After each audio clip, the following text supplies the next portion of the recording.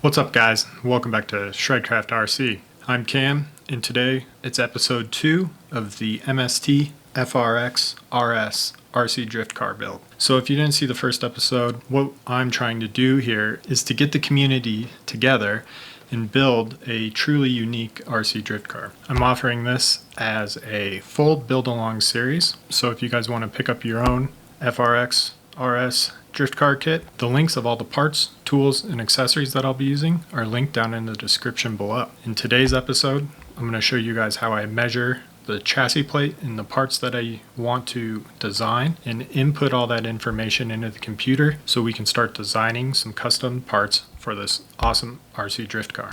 Here we have the FRX RS. It's still sealed. I think we should crack this box open, see what's inside, and then I'll show you guys how I get my measurements and get some of these parts inputted into the computer so that we can start designing some custom parts for this front motor rear wheel drive RC drift car. Let's take a look what's in the box.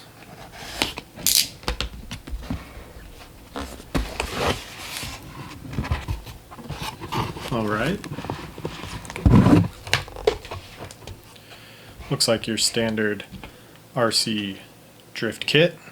Everything seems to be neatly packaged in its own individual bags, labeled. So I think this will be a fun build. What I am going to do is pull these out, and I will start with the main chassis plate.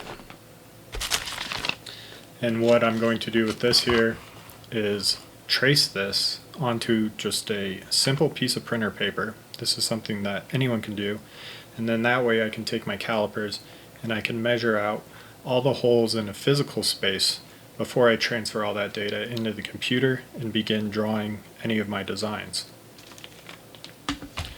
So set that aside. I'll take out the instruction manual and I'll get some space here on the desk and we will get going.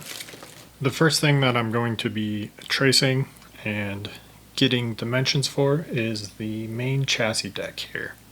So this is straight out of the box. This appears to be some sort of FRP composite. I forgot what they actually call it. But here's the chassis deck, and then I have just a couple pieces of regular printer paper. And since these chassis are longer than a standard set of printer paper, I got 2 of them, and then I'm just going to tape them together at the length that I need before I start inputting and tracing the chassis. So I kind of got the base length there, and then just some simple blue painter's tape to tape it together.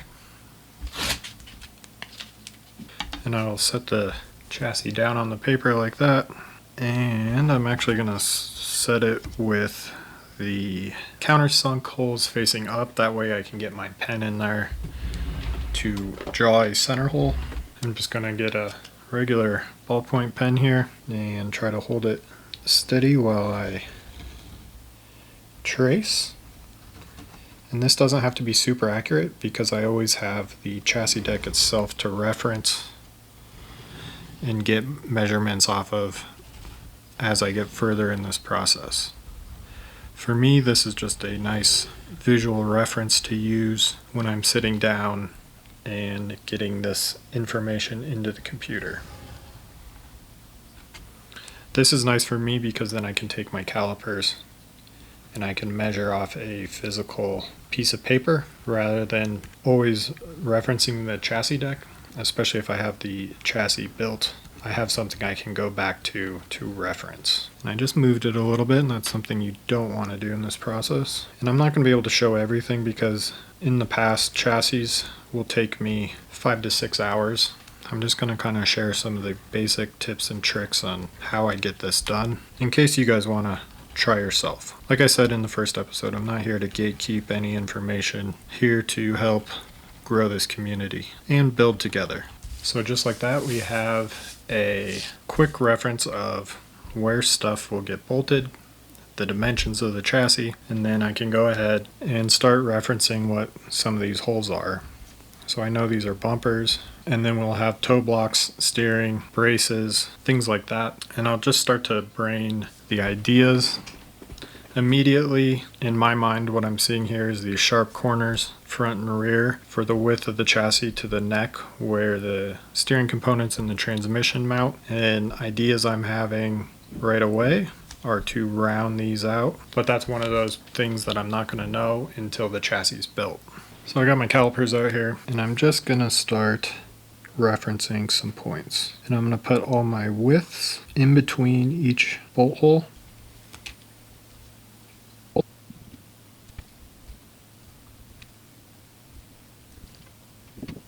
So then I have all the widths between each dot, and again, these are just rough measurements. I can always go back and reference my chassis. And then the next step of what I'm going to do is take a ruler here, and I'm going to go across the center of each line and then just put a reference line to the outside so I can write down the spacing between each set of holes. So now I can measure between each set of dots. So these are just reference lines. And then what I can do is just take my set of calipers or my ruler to start with, and I'll get an overall length and then a width at the center. And I am doing all of these in inches just because when I transfer these files, I will need to export in inches. So I'm going to set up my design profile on the software in inches, just because the manufacturer that I use has their files in inches, and they may, I believe, start doing metric measurements. Now, I completely understand and realize this is not a traditional way of doing this. This is just something that I have done since the beginning, since I first did my first Yokomo chassis. Well, actually, the first thing I did with the Yokomo chassis was I traced the original deck onto a sheet of carbon fiber and I hand cut it. Something I don't recommend. Cutting carbon fiber by yourself at home is extremely dangerous and can lead to a bunch of health problems. Of course, I was wearing a mask and glasses, all the PPE stuff, but it's still very dangerous. What I realized over doing this a few times is that to be much more accurate, it's better to send your design to a carbon manufacturer so they can properly drill, space, and follow the accuracy of your file. So this is very untraditional and not always what's recommended. I'm just kind of old school and I need to see the physical measurements, and mainly this is a reference piece here. Now that we have the main chassis plate kind of measured with base rough measurements, the next step that I'm going to do is pull out some of the other parts that are flat planes, and I'm just going to quickly throw those onto the reverse side here, and then I believe it's probably time to start assembling this chassis, seeing what it's all about. Alright, quickly going through the bag here, I found a couple of the pieces based on the pictures. I kind of already know what they are, and they appear to be symmetrical,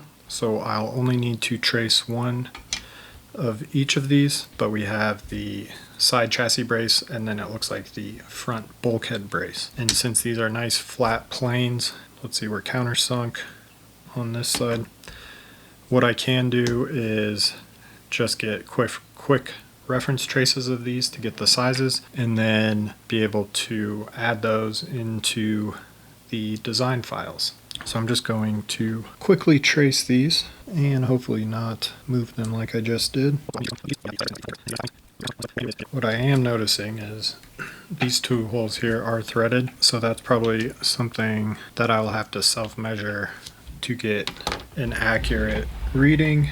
But for now, I'm just going to physically put a little indent hole there just so I can mark it, and then I'll just put threaded. So that is the base measuring on these parts. I'll go ahead and get these measured up, and then I will show you what I do on the design software as I start to input these shapes and ideas. Okay, so now that I have traced everything onto my paper here and have my base measurements, what I'm going to do next is get you guys onto a screen record here on the iPad and show you how I set up the file and then begin inputting this information into the file. Now, I'm not necessarily going to show you guys everything in the entire process because, you know, you got to keep some of your cards in your hand, but what I'm going to do is get this screen record rolling here, and I'll show you how I set up the file and get everything going. So the software that I'm using in the software that I started with is called Affinity Designer. They make this for Mac, PC, and the iPad. I started out with it on my Mac. It's the same software that I use to make stickers, thumbnails, all sorts of stuff. And you can do vector-based images. And the difference between vector and JPEG is that vector images are scalable to infinity, and JPEG files are pixel-based. So when I set up this file, I can reference my base measurements here, and I know that the chassis is just under 13 inches and the width is just under 4 inches. So I'm going to switch my profile here to inches. I'm going to set my width at, let's say, 6 inches. So it gives me some bleed.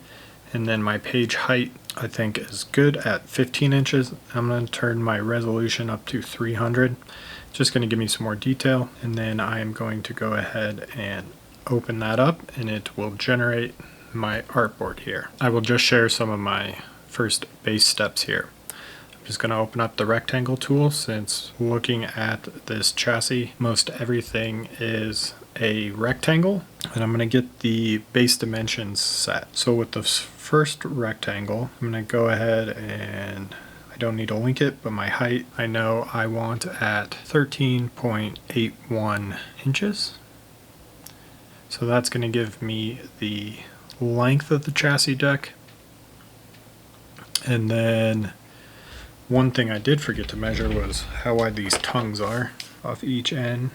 And it looks like they are 1.53. And then I'm going to center this, top and middle, and then I can change the color just to make it more visible. I'm going to do one more rectangle here, and this is going to be the center rectangle, 4.88 inches tall, and then I know the width is 3.75 inches wide. Align this one in the center, and it is a rear bias, so I'm not going to align it horizontally center, but just kind of eyeball where it goes here.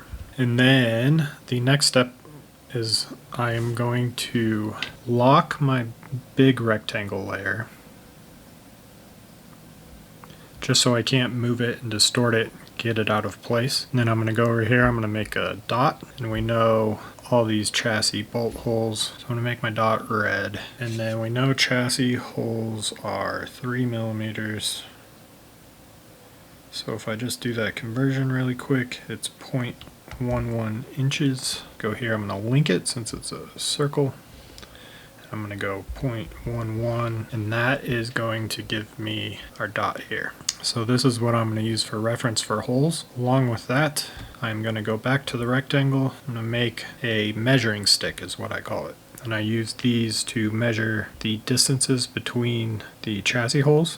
I'm going to make it a different color so that I'm able to see it, because what I'm going to do is center it in between the holes to get my distances. And the first thing you can do here, or the first thing that I'll do, is I will make 2 opposing holes, and then what I can do is link those together and drag copies of them out. And then I know everything's centered on the same plane, and I'll be able to go down my list here and start plotting out where these holes go on the chassis. That kind of gives you a rough idea of the design process, and I'm still not 100% sure on what I'm going to do as far as design and aspects I want to add to this chassis.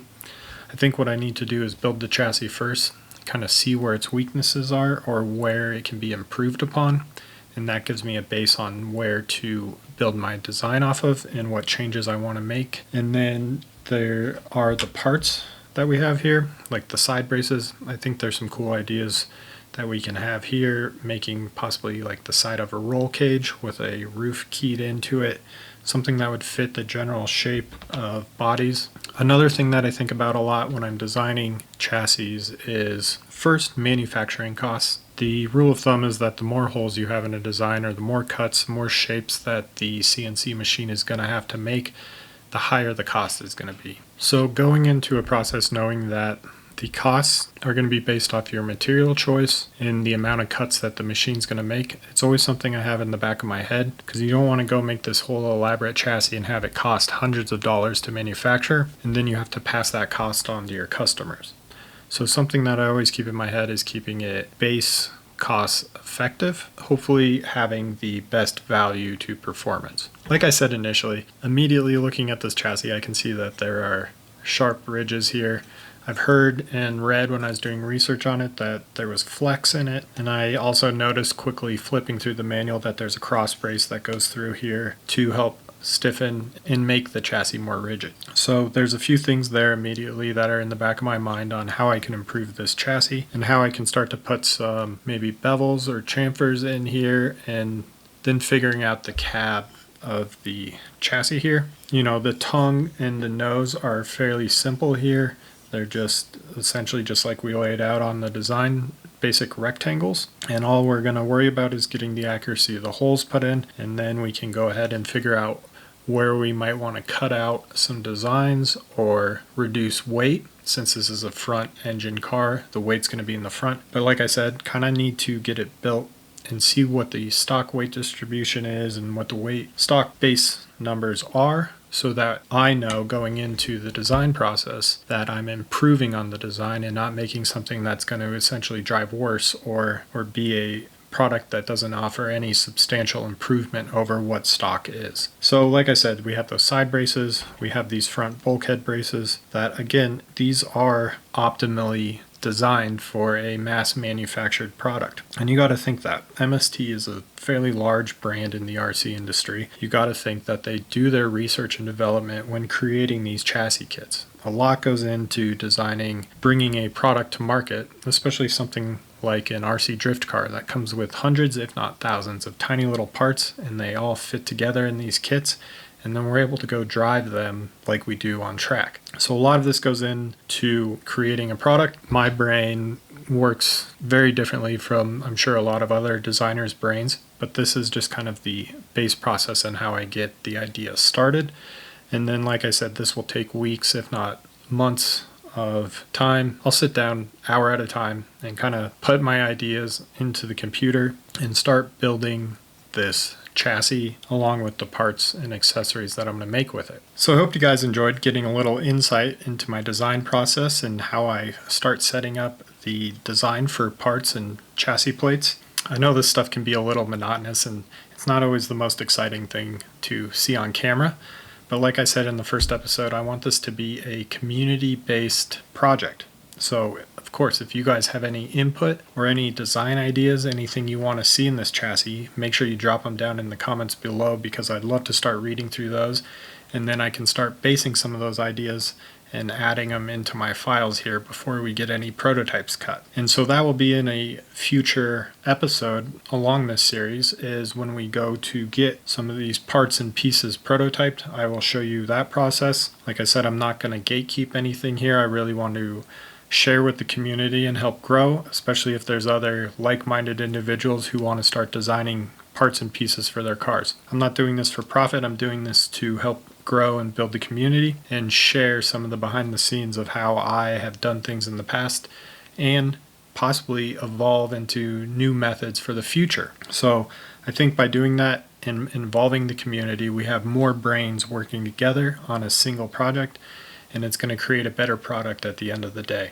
So I'm really excited for this build series, and on the next episode I am going to be building the chassis totally stock, because like I said previously, we're able to base our design inputs and create a better product by understanding how the stock product operates and works. And with this being a front engine, rear wheel drive car, I think it's a cool opportunity to experience something different in the RC drift hobby.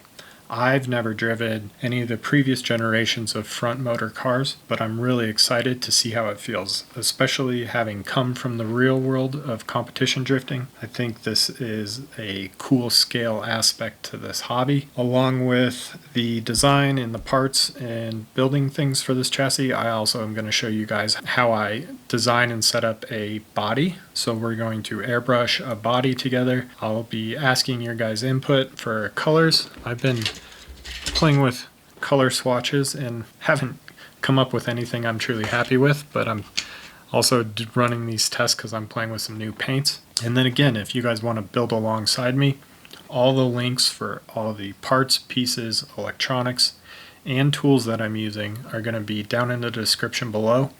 And they are affiliate links, so if you use those links, they will help out the channel, and we can continue doing these awesome builds together. So make sure you leave your ideas down in the comments. Hit that subscribe button so you are able to check out all the other builds in this series. Even hit that notification bell so it lets you know when the next FRX RS episode is up. And I will catch you guys on the next episode where we're building the stock chassis. Thanks for watching, guys. I appreciate it. Make sure to tune back in for more awesome RC content from Shredcraft RC. I'll catch you guys on the next one. Peace. All right. Looks like your standard RC drift kit.